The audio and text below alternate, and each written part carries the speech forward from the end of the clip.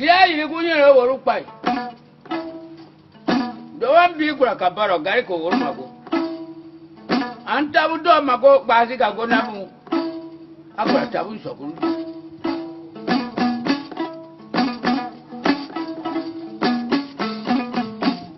Gawena Woru Mago Ani. Abuto Magona Dova Cosida you or Magonga Muru Leo. Samuda Woru Kodoani. Nabdo mana get a good one Kata Worupa. Mato Nepling and one by Urumago.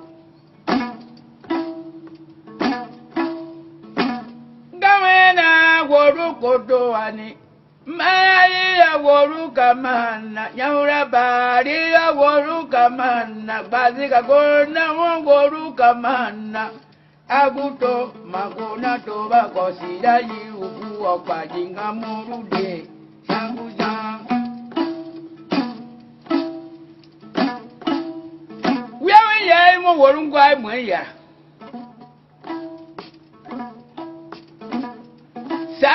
Sanguza Woruko Doni. Work by a game, I win Yari, we are not casual. See, I wait to work by Maya and Bibaye. Sabuka Kuka now, man, you know, be a mammy, yes, you could have one. Never my Batua take a Maroton, my Batuena too. Say, I wish I was sure about here. Some of us are about here. Yeah, do not forget who gives you go about a woman. When you, Mamma, we are my name. That's what you know. But again, my seen a crocodile, Bugada tuna, Bank on one, Ben, when I bet through Zuru. Ndakura goma winyera tulime tuloko shuru kwe baso itamu. Mya woro babu ya meya tulame ushakuja nsukuru wirushira kwe. Yaba kale kuluge katuru yowa. Kanini yo teba no dimo kuru waruguga shura nini yo teba no nyonu guwawo. Gaga uribago. Chagia ni ankagwa mweka sile kwa ila ngweni wa. Ama akagwa mweturo dekewera. Pade ka ugesi na abule. Tawunyari bazwa bakaru koru ka mo miro. Ya memra yo ndore. Apo yo gibana nwa abaka kamiri duane tushina. Une miya tawunyari wa mone. Iso ko nyinu ke duwo une indo. Memra yo ndo. Yo no yo genyinu wa ude wa wega. No bwewu yesha botaba kuyuya ba no miweka takumeba. Utaba chondi. Gaga taba goru ka dura kuroga kura nyige. Baba motaba bwenti ma duge tawa kuyuwa ma gwi adora ka ndora ga bado magen tabara ndo de shonguru. Nina no ya bia we dura yoro keka taba wishu ya bo mi owu ma shuwa.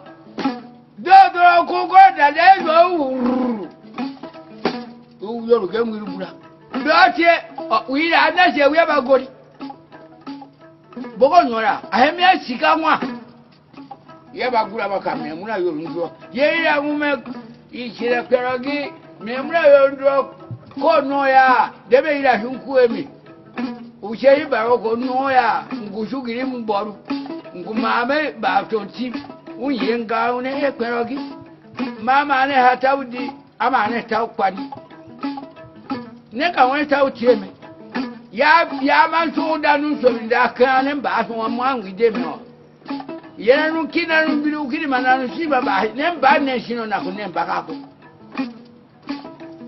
anwa ye ba ka no bari mura ka man ye ba bura ama won ye ba ka de bura ama tagi ya ko ko chaka ye ma bura na ya pa mo ya woru ko na mo ba don bori sho chaka ye ma tagi wa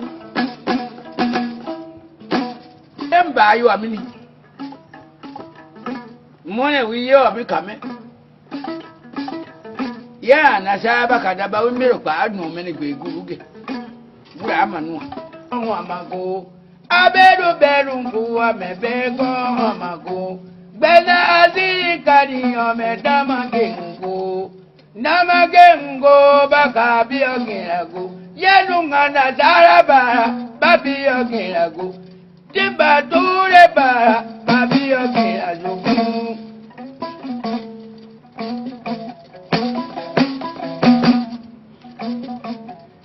Dada musari bibu babiogirago. Sheguru zari biba babiogirago. Dunia don mane biogirago. Shama biyogira tieni.